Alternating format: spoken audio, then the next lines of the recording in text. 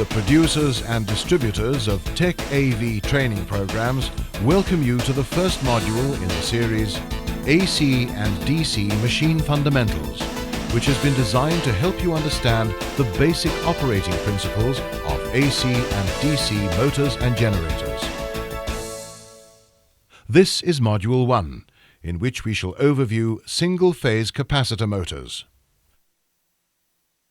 You will learn about the key components and their functions, the operating principles of the motor, basic electrical and mechanical test procedures, and speed and torque characteristics.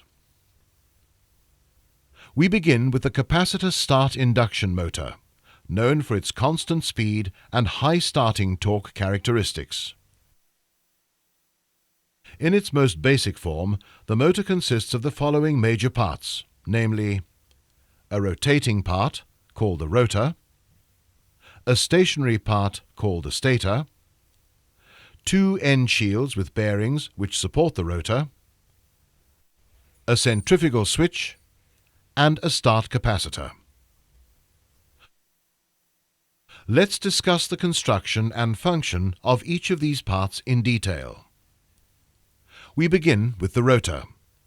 A typical rotor incorporates the following components, namely a core comprising a number of sheets of specially punched high-grade electrical steel called laminations, a squirrel cage configuration of windings consisting of a number of aluminium conductors located in slots in the iron core,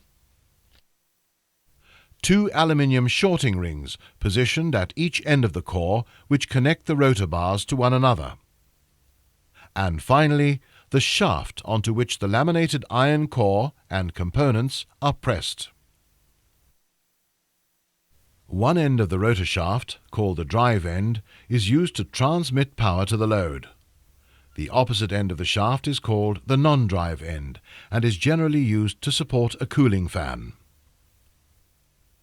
We move on to the stator, or static part of the machine.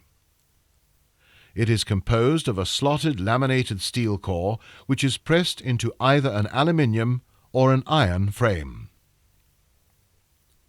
Two separate windings of insulated copper wire coils are placed into the slots in a specific pattern to produce the required magnetic fields which turn the rotor. The main or run winding consists of a number of turns of copper wire.